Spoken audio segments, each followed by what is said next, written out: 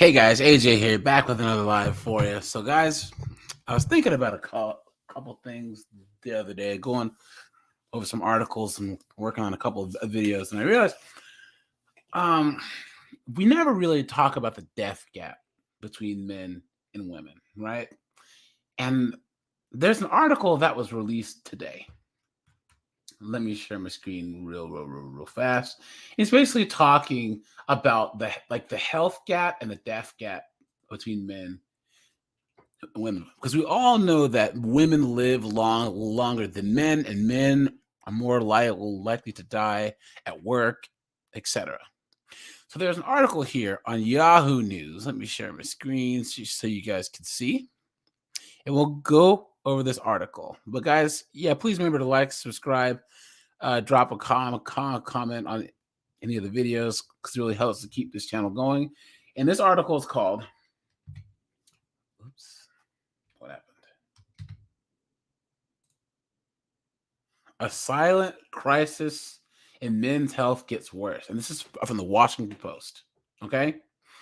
And guys, before we get into this, let's get into some basic baseline statistics. All right. So this is called Men Hard at Work. And this is from 2020. And look, you can see the amount of workplace deaths. 2003, this is male and female. So you can see that a lot more men die on the job. So in 2003, 5,129 men died at work, whereas 146 women did. In 2004, 5,349 men died at work, whereas 415 women.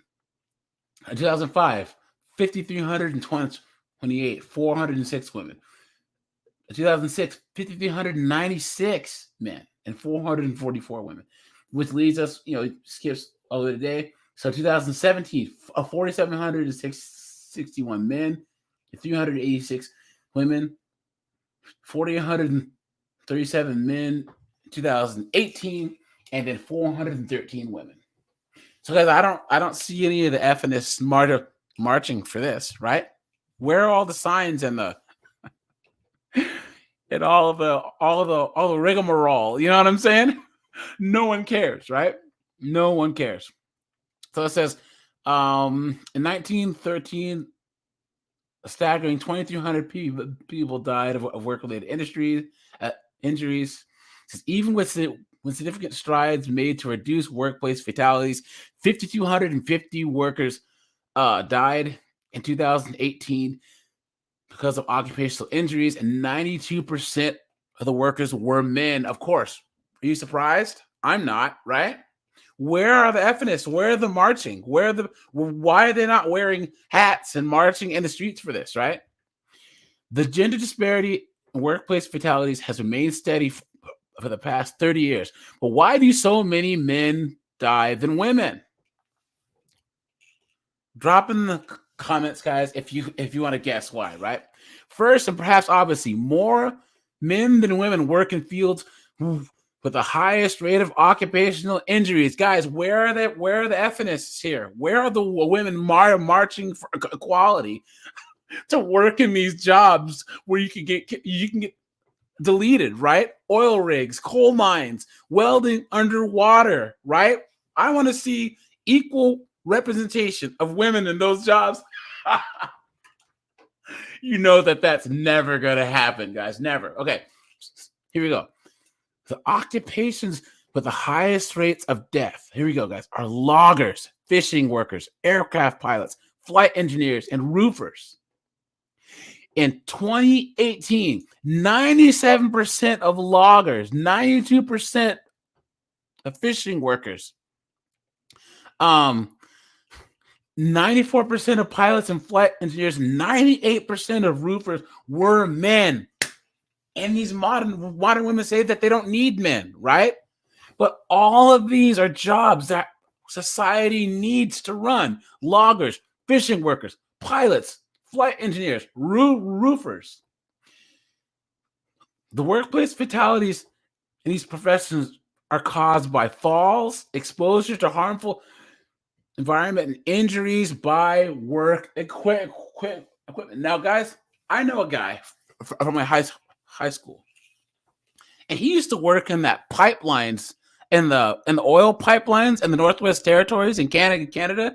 You can only work for 15 minutes outside, or you'll freeze to death. And guess what? All his coworkers were all men. Cat Wags is in the house. How's it going, my friend? Cat Wag says, well, because they work more dangerous jobs, and not a lot of ladies are dying from copier accidents.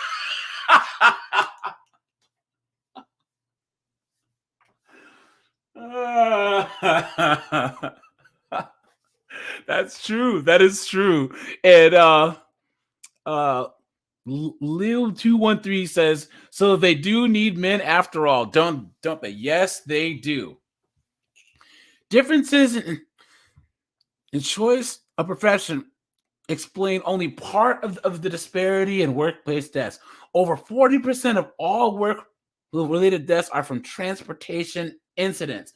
This statistic aligns with a larger trend that over twice as many men as women are deleted in motor vehicle accidents. That means men commute to work more. Men commute farther to work more.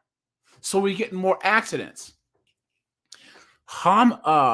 Deletion and self-deletion are the third leading cause of workplace death. Nationally, 77% of all deletion deaths and self-deletion deaths are men. Guys, where are the feminists here? Where? I want to see these women marching in the streets. Okay, so the ways that people get hurt on the job offer insight into the state of men's health. Overall, men in the United States are 3 times more likely to be deleted of injuries than women. And the gender disparity in the workplace cannot be attributed to biological differences between men and women. Rather, gendered norms and job choice, there you go, guys, job choice and behavior place men at risk in and out of the workplace. Boom, right there, guys, right there. So let's go to this article real fast. And this is written by Tara Parker Pope and Caitlin Gilbert. And guys, even though they're talking about men's health, you could totally tell that that women wrote this, because there's just that tint of misandry and feminism in it, right? So here we go. A silent crisis in men's health gets worse, right? Okay, so a silent crisis in men's health is shortening the lifespans of fathers, husbands, brothers, and sons. And this was from yesterday. So for years, conventional wisdom has been that a lack of sex-specific health research mainly hurts women and gender minorities. While those concerns are real, a closer look at the longevity data tells us a more complicated story, which is what we say about everything about the wage gap and all this other crap that they've been trying to push, right?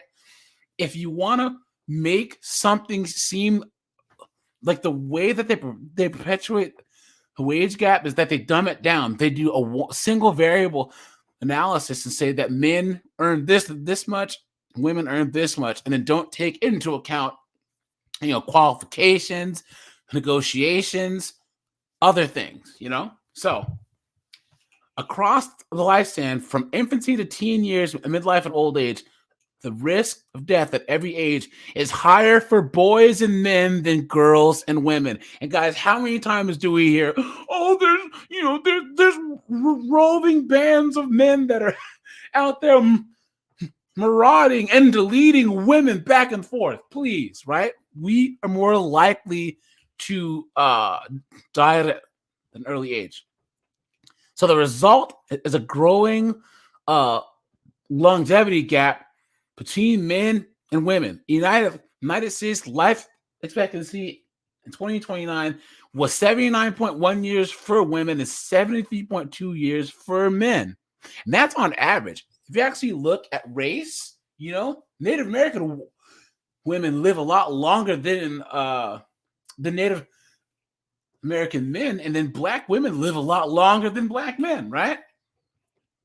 That's a 5.9 year difference. This is the largest gap in 25 years.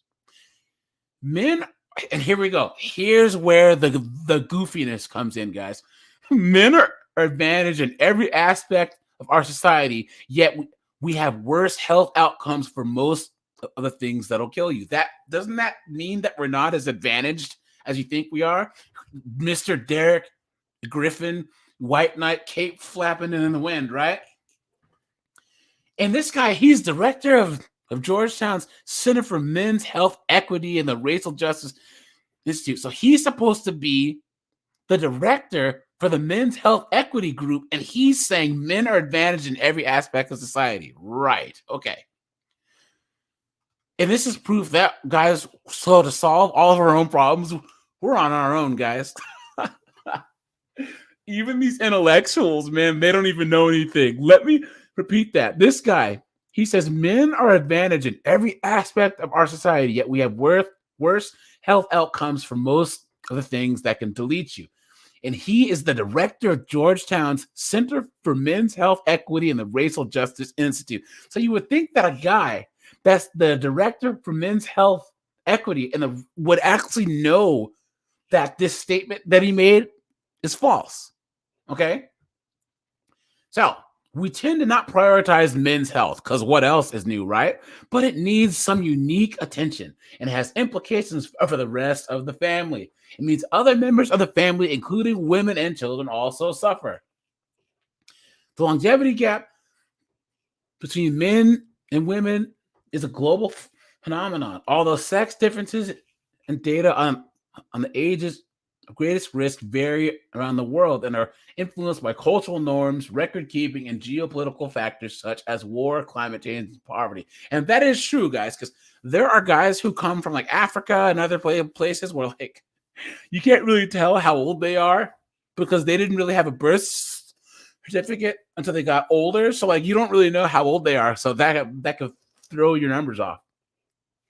For instance, men are at greater risk of dying from the vid than women, a gap that cannot be explained by rates of infection or pre-existing conditions.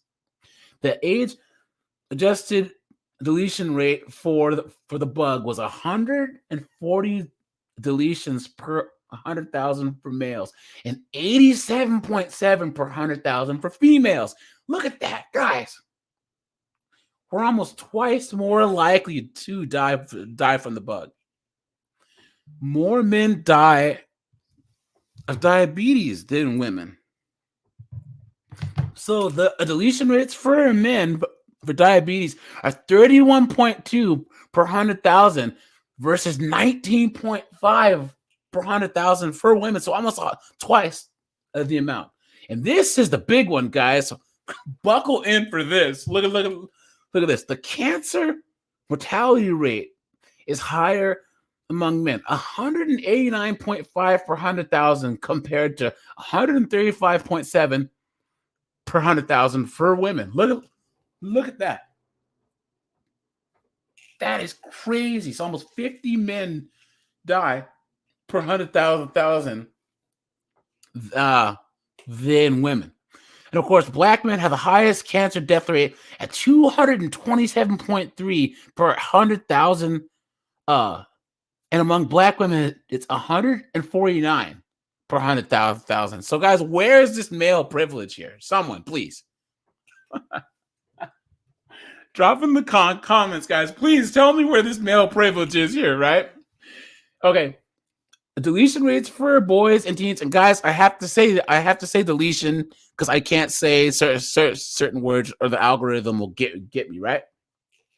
So deletion rates for boys and teens ages 10 to 19 were 44.5 per 100,000, far outpaced that for girls, 21.3 per 100,000. Look, guys, even among infants, the mortality rate is higher for boys, 5.87 per 1,000 births versus girls, 4.9 per 100,000. Men die by self-deletion nearly 4 times more often than women based on 2020 data from the CDC. So the rate of deletion is highest in middle-aged white men, but teen boys also face a high risk. So, guys, like I said, I am black, but I don't know how all of my subscribers that are white guys, I don't know how you guys just deal with all this foolishness that these feminists go, you guys and your white male privilege, and about what privilege? Middle-aged white men delete themselves more than anyone else. It's absolute clown world. Okay. In 2021, 72% of all motor vehicle crash death victims were male. Men also accounted for 71% of pedestrian deaths and 87% of bicyclist deaths and 92% of motorcyclist deaths. Now, guys, about the whole transportation deaths thing. Isn't it funny how they talk about, oh, women in the Middle East can't drive and blah, blah, blah, blah, blah, right? But for all you guys who are in relationships, who drives most of the time? Men do. Growing up, did your dad drive most of the time or did your mom drive most of the time? Your dad probably drove most of the time. So women say, oh, women should be able to drive, but I don't want to drive all the time. They want to have their cake and eat it too, guys. It's absolute clown world. Okay. This is the big one right here, guys. Advocates for more research into men's health say the goal isn't to steal resources from women, girls, and gender minorities. Guys, we all know the fact that anytime that we want to improve things for men, like in paternity court, to stop paternity fraud, to help men get custody, everyone always thinks that any encouraging or empowering men is hating on women or taking something away from women, even to the point where people are saying that we need to focus on men's health. And of course they go, oh, well, that's taking stuff away from women. It's just such simplistic, dumb thinking, and guys, people who say that type of stuff, I just get up and walk away. I don't even talk to them anymore, right? Some people think that healthcare is a zero-sum game, and $1 to men's health is taking something away from women. There you go, guys. He summed it up perfect. Said Ronald Henry, president and co-founder of the Men's Health Network and Advocacy Group. Let me check out the Men's Health Network. Men's Health Network. Let's see who these people are. Let's see here. Explore the Men's Health Online Research Center. Men's Health Network is a national nonprofit organization whose mission is to reach men, boys, and their families where they live, work, and play, and pray with health awareness and disease prevention messages and tools, screening programs, and educational material. Okay, so I think they're a faith-based organization, but let me see some of the stuff they talk about here. They have a blog. How Medicare Advantage is uniquely positioned. So the basically advocacy group. So Blueprint for Men's Health, help with health insurance, public health and access, silent health crisis. So yeah, so they're kind of like a look at that. Yeah, so they're about helping men talk about like our major issues. So look, colorectal cancer, lung cancer, prostate cancer. Yeah. So I mean, I'm not gonna like endorse them or anything because I haven't looked into them enough, obviously. But anyone that's trying to put awareness out there for something that helps men, hey, it's better than nothing, right? So here we go. Let's go back to this. Okay. So some people think that healthcare is a zero-sum game, and $1 to men's health is taking something away from women. That's wrong. We are fully supportive of women's health efforts and improving quality of life for women. But by viewing men as privileged or as the privileged default, health experts are ignoring important sex differences that can illuminate health issues across gender minority groups. Exactly, guys. prostate cancer is a big deal. And if you're diverting funds to just can't diseases that women have, like a lot of men are suffering. And if you are part of a gender minority where you might have a some type of LGBTQ plus alphabet where you have a prostate, that might affect you too, you know? But to just think that men are just, you guys are just privileged, and everywhere men go, the heavens open up and the rainbows come down, right? But they honestly believe that.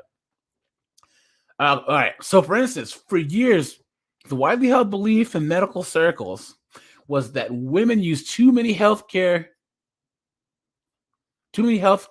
resources compared to men, and they do. As a result, men were viewed as a standard for seeking healthcare, while women were often dismissed as hysterical or anxious when they sought care. Now, guys, women do use more resources. Okay, that's why as women get older, they cost more. You look at Korea and Japan, right, where they have a whole lot of aged single women, and it's bankrupting the country. You know what I mean? Because women, as they get older, have more health problems.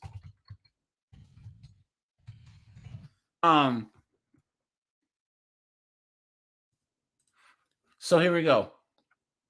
So we used to think that women were utilizing healthcare, and men were doing it correctly. What we realized is that women were doing it better, mostly for preventative care, and men were actually underutilizing healthcare. There you go, guys. So we're actually underutilizing healthcare, but that's how it usually always that's how it works most of the time.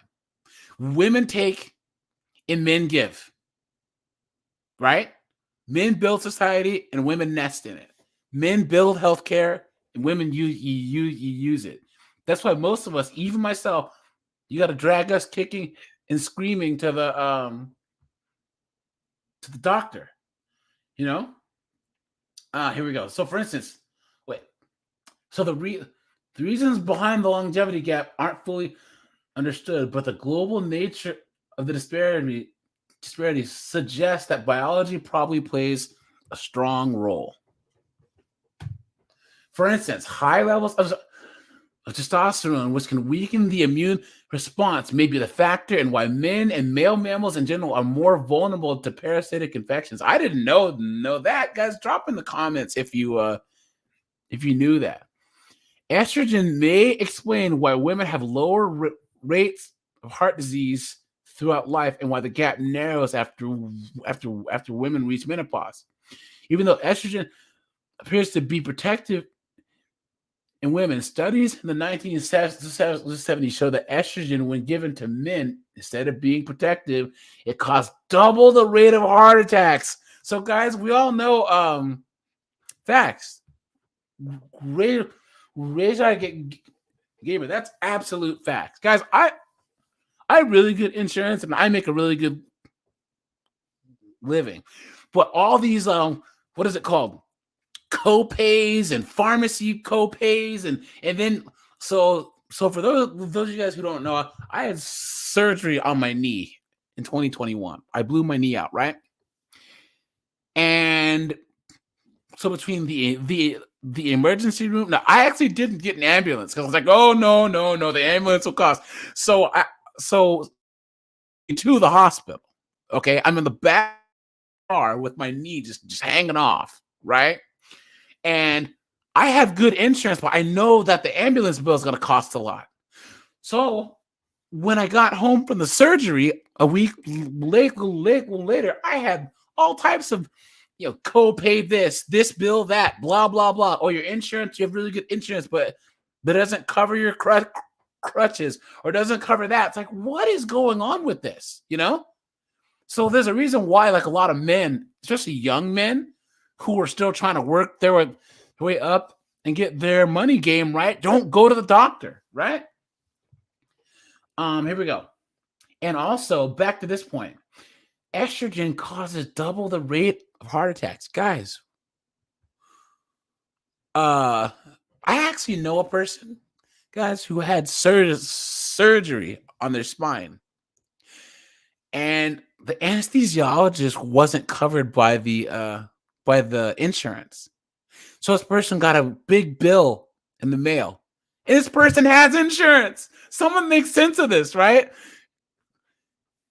Visual Gamer says healthcare, always nickels and diamond. Yep, that's true. Always. So here we go. Guys, estrogen causes double the heart attacks in men. And guys, what's going on right now with some of the alphabet people, where they're pumping all these men up full of estrogen? It's going to be interesting to see what's going to happen in the next 10, 15 years, you know? So, cultural biases around masculinity that teach boys and men to hide their feelings and not complain also can influence men's health because, of course, 2 women wrote this. So, depression in men is quite deceptive, says Marianne J. Legato, a physician and founder of a foundation for gender-specific medicine in New York. Men are socially programmed to not complain. Gee, I wonder why. It's because no one gives a damn. And guys, for all you guys who are listening, no one cares about men's problems, and they never will. They never will, guys. All these girls, oh, I want to be with a guy who will cry on my shoulder. I dare you guys. I dare you guys to start crying in front of your girl. Grumbler says, I still complain though. He said, because I can't. I like your avatar of your dog, man. That's cool. I love dogs. So self-deletion is often unexpected as an early self-deletion is often unexpected as an early end to a man's life compared to that of a woman. Cultural expectations to remain stoic can also delay men's care. Now, that much is true. Groundler says, I'm single. I don't need to worry about women. Facts, man. Facts. And there's nothing wrong with that. And don't let anyone shame you. Oh, you're just single and you're not. Nah, man. You stay single. Do what you want to do. Get your money right. You know what I'm saying? And you will be just fine. For instance, although the diseases such as diabetes, heart disease, and hypertension are common in men and women, men often wait longer to seek care, and illnesses are diagnosed at later stages, leading to more damage and poorer outcomes. Now, guys, why would men wait longer to deal with diseases? Could it be that we're working? That we got to make money or out on the street, right? Oftentimes, back when I was in my 20s, guys, because I'm in my 40s now, I didn't have time to take time off of work or school and go to the doctor because I was working. I had to keep a roof over my own head, you know? So, and as you get married and start having kids, I'm not married. I don't have any kids, but then you really need to not take time off. So, Grumbler says that I take care of my sick grandma who raised me with my grandfather before he passed. Also, a guy who waits for that is stupid. It costs more. That is true. Now, I agree with that, and that, guys, you should see the doctor more, right? If you can, right? So, for instance, I go to the doctor now. I'm 42. You know what I'm saying? So there's certain things that I have to be screened for, especially being black, right? Because you saw the statistic about cancer, right?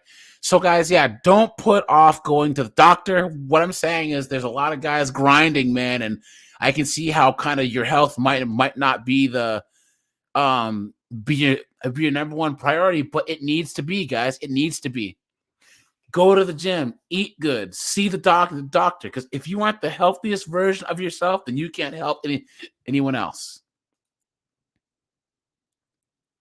That's facts too. Yeah. Okay. So, it's an interesting conundrum, and in many ways, It's not well understood. And I'm going to drop the link for anyone who wants to come up and discuss. Go for it. Here you go.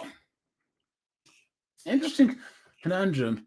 And in many ways, it's not well understood, said cardiologist Stephen Nissen, chief academic officer for the Razor Gamer says, I have health insurance, but I have student loans too. That's facts. That is absolute facts. You guys, I know a guy and he had twins. I mean, his wife had twins. And something told him, whatever he prays to, told him to look at his insurance coverage. And the NICU was not covered. The neonatal intensive care was not covered under his health insurance. So he changed it just in time. And then his wife had the baby and had the twins. And one of them was in the NICU for 8 months.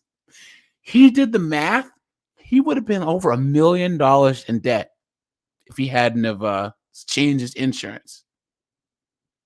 So facts, Grumbler's facts. He says, I have health insurance, but I wasn't conned. And I think in college is a good thing.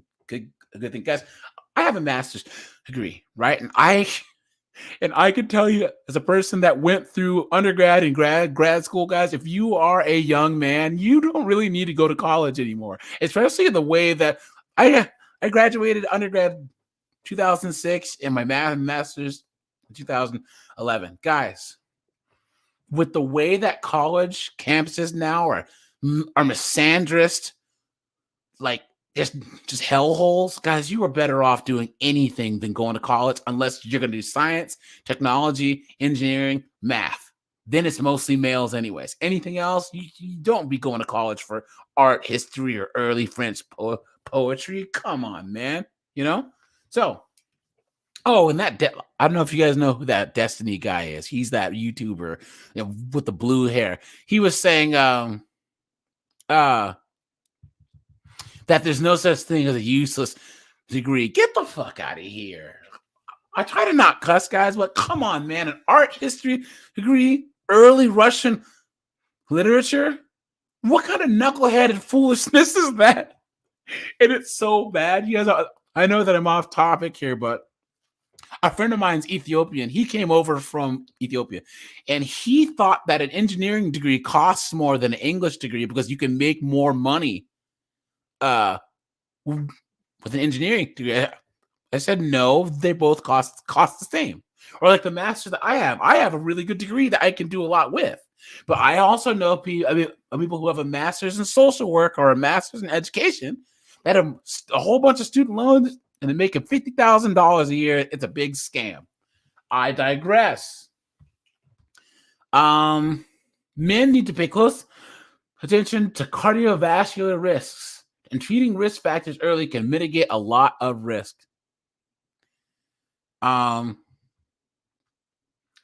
So men are also known to engage in more risky behaviors such as drug and alcohol use. Even though, guys, that gap is closing too, and I'll do a video on that. There's the drinking gap, the alcohol gap, and that's closing. More women are drinking now. Drinking alcohol. Check this out. 2021, more young women are drinking to cope. For people over 26, women are increasing their alcohol consumption faster than men. He said the substance abuse gap is closing. Progress.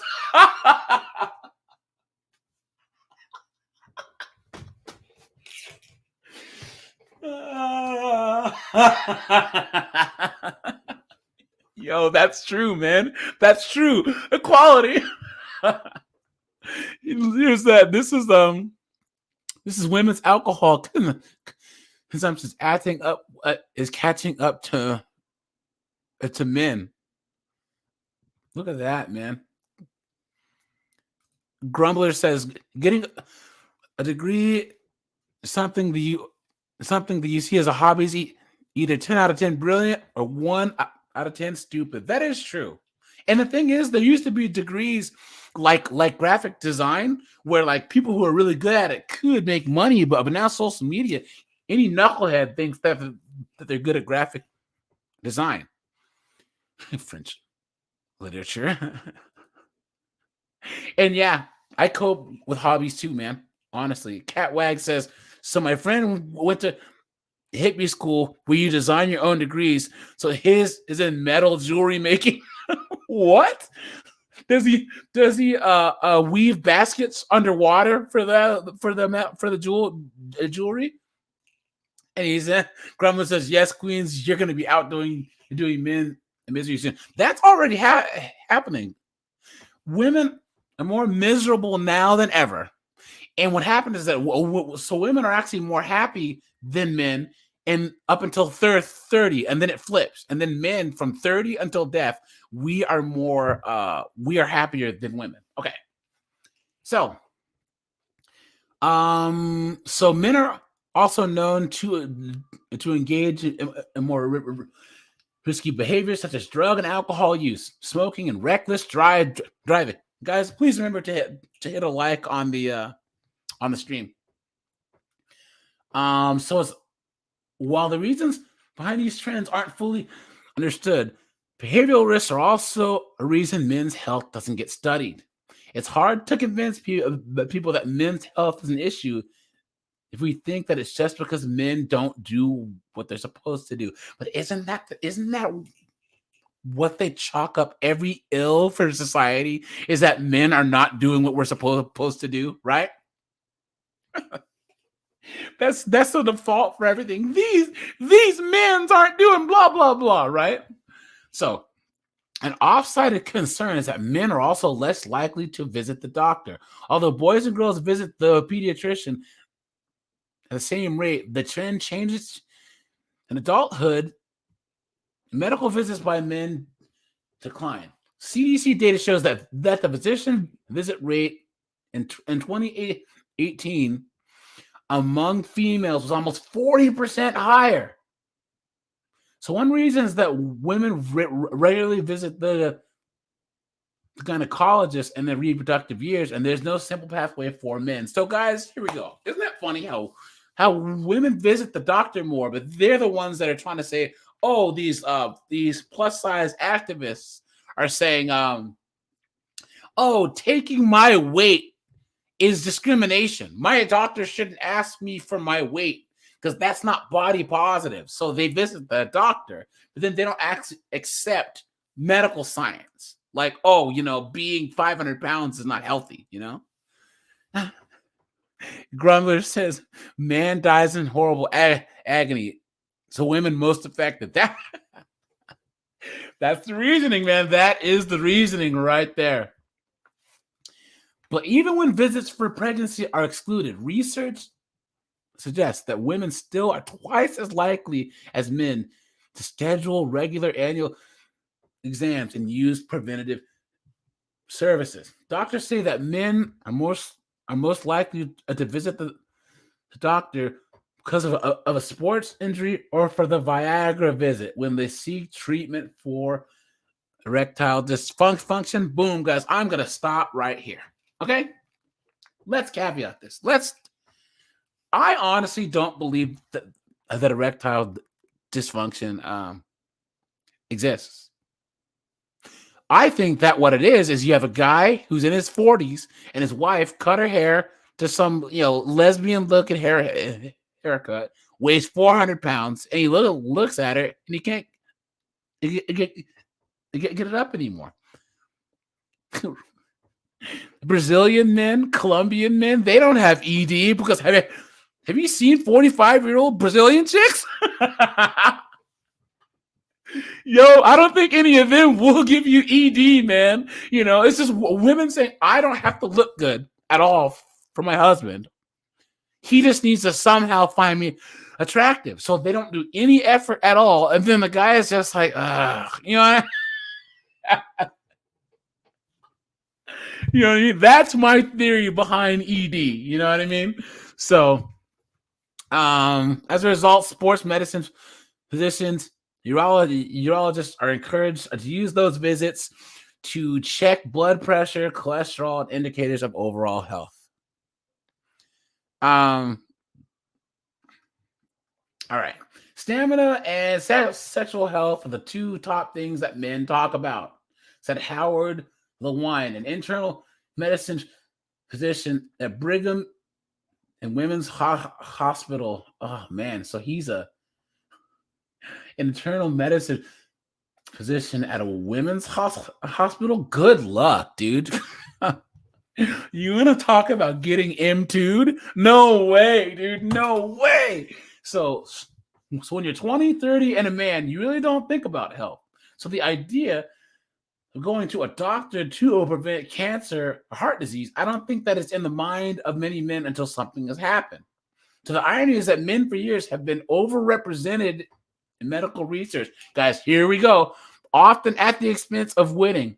But according to seminal 1985 report, and that's what prompted more government investment in women's health. Now, that is correct, because we didn't actually have a women's health specific like study groups and committees until the early 90s. Guys, they didn't even study the elderly until the late 80s, early 90s, because it wasn't until then that they noticed that people were living that long, you know? So men who were overrepresented in medical studies before are still underrepresented in terms of clinical care, says Harvey Simon, an internal medicine physician and founder of Harvard Men's Health Watch, a newsletter devoted to men's health. Guys, how much do you bet that he got a lot of crap actually trying to make this Harvard Men's Health Watch? But that just means that you don't care about women. Why do you have to make a men-centered magazine? You don't care about the women, right? So men's health advocates say that one of the biggest factors is a lack of infrastructure to support research specifically focused on men's health. So for years, the Men's Health Network has lobbied for the creation of an office of men's health. And guys, there is an office of women's health. There is. Here we go. Similar to the Office of Women's Health in HHS. So proposed legislation, however, has consistently failed to win support because, of course. And guys, why do you think that this legislation has not been supported? Okay, why? Give me your reasons why. Why do you think that even politicians don't support this? Just give a guess, guys. Guess why? Congress, the Senate, the president wouldn't support this type of office for men. I'll give you guys a little bit, and then I'll give my reasoning here. While some health systems claim to have departments focus on men's health, the care is often focused on urologic and prostate health rather than cardiac care, mental health, or other issues. Yeah, Grundler's is right. It's obvious. And the reason why, guys, is because women are the biggest swing voter group there is. Okay? These politicians always want to cater to women because they want those votes. Okay? If you can make an emotional argument or like lie and make it seem like you care about women, they will vote for you even though you have the craziest out there policies. As long as they feel like you care, they will vote for you. So they don't want to have the optics of saying, oh, wait, we're making a men's thing. That means that we don't care about these people who we want to vote for us, right? So the topic of men's health simply hasn't caught on as something that advocates. Excuse me. The topic of men's health simply hasn't caught on as something that advocates, corporate sponsors, and politicians want to get behind. While the pink ribbon has been elevated to iconic status to signal breast cancer awareness, nothing in men's health has achieved that same level of attention. I honestly think that it's going to take a whole bunch of like trans women getting prostate cancer for people to actually care about it. But that's just me. There is an empathy gap. Boom, that is true. That is absolutely true. There are people who shrug and say, yes, men pass away younger. That's the way the world is. It doesn't need to be that way. If we devote attention and resources, we can change the outcomes for men. Now, guys, Grumbler says he doesn't vote. Voting in local elections is what you should focus on. If you think the whole presidential thing is dumb, at least vote in your local elections, man, because that you could actually make change. But yeah, guys, what do you think? I mean, if you look at how in Korea, in Japan, right? They have a whole bunch of single women that aren't having babies, that aren't getting married, and they're working stupid, dumb jobs, and they can't retire. So now it's bankrupting the government because someone has to pay for their housing. So they have all these Golden Girl style situations. Guys, who remembers the Golden Girls, right?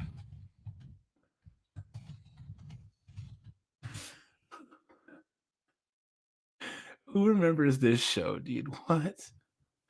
Look at that, dude. If you guys haven't watched the Golden Girls, I'm off topic, but this show was hilarious. I used to watch this as a kid in the 80s, but now that I'm older, it's even more funny, dude. You guys, but this is the future for a lot of these modern women. Yeah, man. Yeah, man. Yeah. I'm 42 years old, man. Yeah, I am a child of the 80s, man. But yeah, this is the future for modern women, man. Straight up. They're all going to be living single and old as AF, man. But this show was awesome, man. It was really, really, really, really cool, man. Now you guys got me on 80 shows. Who remembers American Hero? Yeah. Who remembers this? You guys remember this show?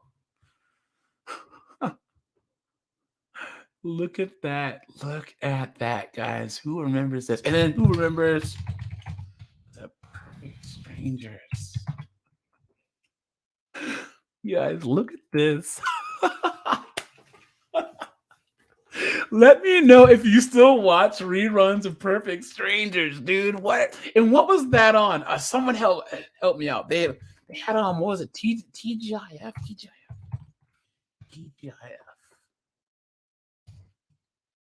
shows. Look at that, guys. Family Matters. Sabrina the Teenage Witch, Boy Meets World. Do you remember dinosaurs, dude? I'm so off topic. I don't care. Yo, this was the shows, man. Every Friday, you have hours and hours. They don't make TV like this anymore, man. Doug Impiables, what's up, man? He said, I just found an article that states that even in all female spaces, that women are discriminated against, and it blames the patriarchy. Feminism is like Germans in World War II, and he's conflict in War II. That's true. Now, guys, there is an article that I want to go into. Hold on. There's one other show. Who remembers Land of the Lost? Was it 1980s? Who remembers Land of the Lost? Yo. And no, Grumblers, dude. They had was it Married with Children? They had No Ma'am. Guys, who remembers what No Ma'am stands for? Who remembers Married with Children? And Grumbler, can you tell me here? I'll go away from it. What does No Ma'am stand for? His acronym. Does anyone in here know what No Ma'am means? Oh, this show was great, man. This show was fantastic. Look at that. Look at Married with Children, man. They actually sell these shirts. Oh, Doug MPA got it. Yeah, the National Organization of Men Against Amazonian Masterhood.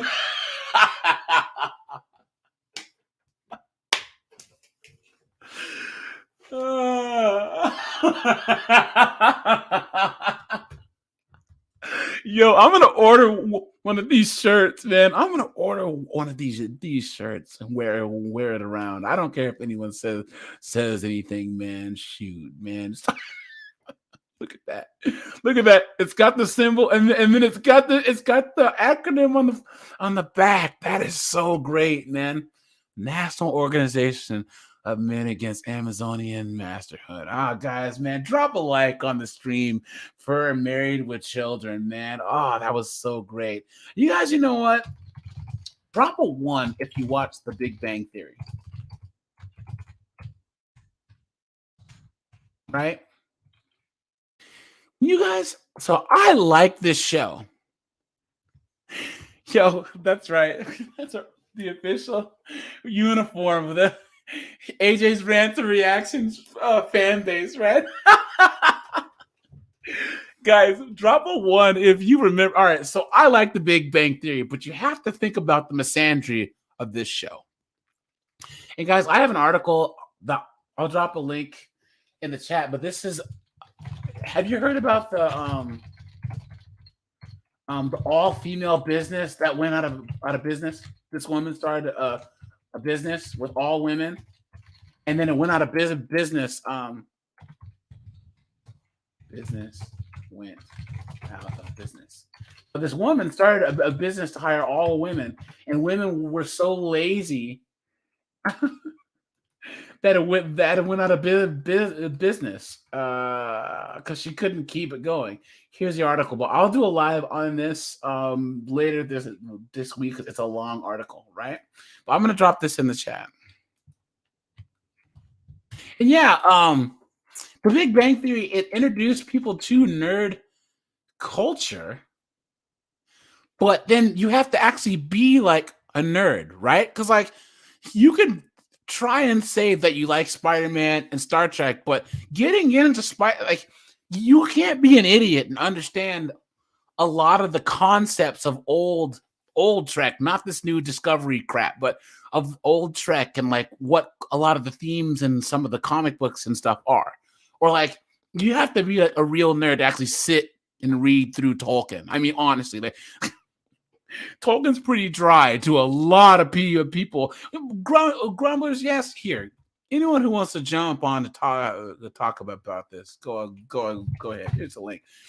It didn't really do that though, because people, they went in and they got out, right? So The Big Bang Theory pisses me off, and I'm going to tell you why. Think about it. Where's the cast? Where are they?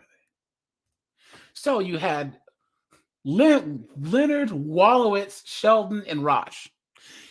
They were always out doing stuff. They were reading comic books at the comic shop, flying kites, flying drones, playing video games. They were 4 guys always hanging out and doing stuff. And all Penny and Bernadette would do is talk shit. They would make fun of them because they were always doing stuff. But what did these 4 knuckleheads do? I mean, Bernadette, Penny, and Amy, they didn't do anything. They would sit and complain and drink wine and then try and ruin these guys as fun. These were 4 functional, well, Sheldon really wasn't, but functional, working, grown men living a good life, having fun. And all these girls would do is just talk trash. Oh, you're doing this, and what are you, children? They're having fun. They're being productive. They're having fun. They're building Lego kits. They're doing things. Women cannot stand the fact that men are so easily entertained. They can't do it. Okay? Then, number 2, Howard's an engineer. He goes to space, for Christ's sake. And his wife won't even respect him because she makes more money than him because she has her PhD in pharmacology and gets a job at a some pharmaceutical that her friend got for her. Wolowitz is an engineer who went to MIT.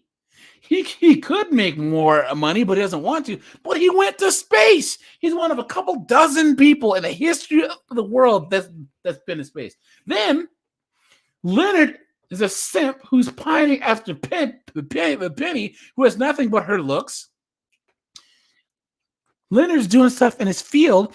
Penny gets a job as a pharmaceutical sales rep, and then brags about how much money that she makes more than Leonard when she got the job because of her looks. Misandry. That's all it is. Oh, ha ha ha. She wasn't qualified for the job based on any degree she got, any networking. She just happened to be pretty. And then I think Bernadette worked there and got her the job.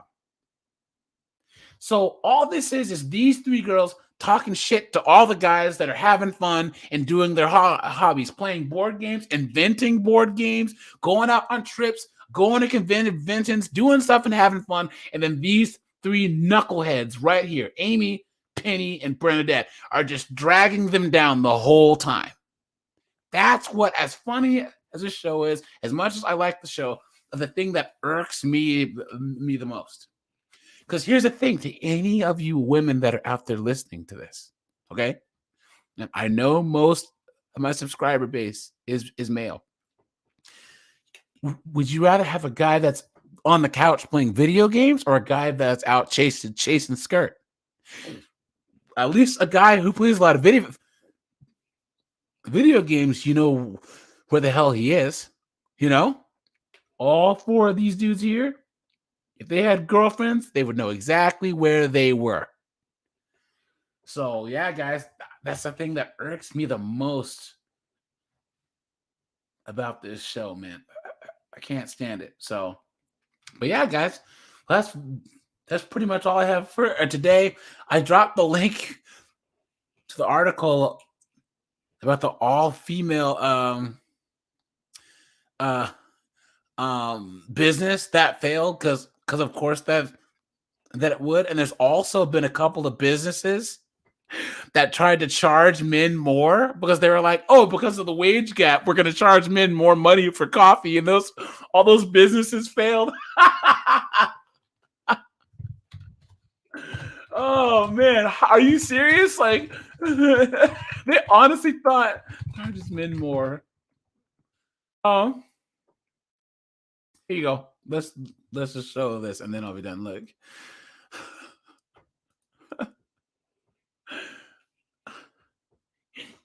Australian cafe that charged man tax to close. Are you guys surprised, right? A vegan cafe in Australia. Of course it's vegan, right? A vegan cafe in Australia that charged men an 18% premium to reflect the gender pay gap with funds given to charity is to close.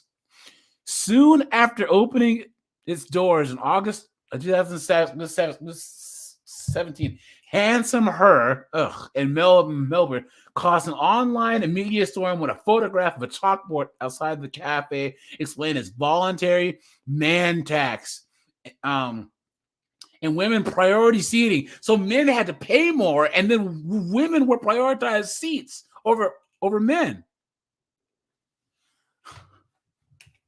So while some praised the idea, others railed on social media that this was reverse sexism.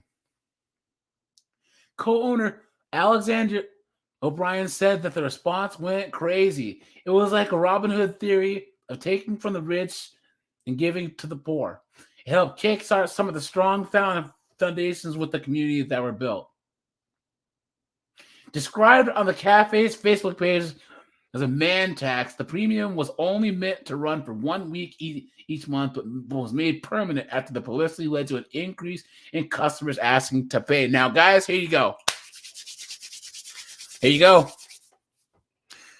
If you look at why movies that men like do well, it's because men see movies multiple times. The best, or any business, the best customers are men, because men, we like to shop at the same place over and over and over again. We shop at the same brand over and over and over again. right? We root for the same teams over and over and over again, right? If you could choose between having the majority male customers or female, you want the majority males because they will keep coming back. That's why you look at these dive bars. They're mostly kept open by guys who come to the same watering hole, order the same 3 beers, have the same, chili cheese fries, and go home, right? This increase in business that she's talking about, I bet that it was a bunch of women who went there for the publicity or to see if it was real and then left. They didn't come back the next week. But they alienated all the men. Well, they alienated all the men by being a vegan coffee place anyways. I mean, what man's going to go to a vegan place? Excuse me. But then they really alienated men because of this man tax. And that's the same thing with Gillette, where Gillette lost that $8 billion in business and hasn't come back. And now with Bud Light. And you guys saw that I made multiple videos on this Bud Light business. The majority of Bud Light consumers are males. And all they did by putting that person in their campaign is alienate the men. And now I made the video yesterday where they made the new follow-up. This is America's beer. America's beer, yeah. Yeah, it's too late. I don't think Bud Light's ever gonna recover from this. Anyway, so co-owners O'Brien and partner Tessa Plucon said they were closing the cafe that was also used as a meeting place for women's and LGBT plus groups as they wanted to move on to other causes and travel around Australia. So, guys, this is buffoonery. And women are more worried about issues like this than whether or not men are deleting themselves in large numbers, are not getting the proper focus on healthcare or any of that. And that's why, guys, all we have is ourselves. No one's going to come save us, and no woman, especially these women, these activists and stuff, they don't give a shit about us. So, all right, you guys, short one today. I appreciate you guys. Like, subscribe. This is AJ, and I'm out of here. Have a good one, guys.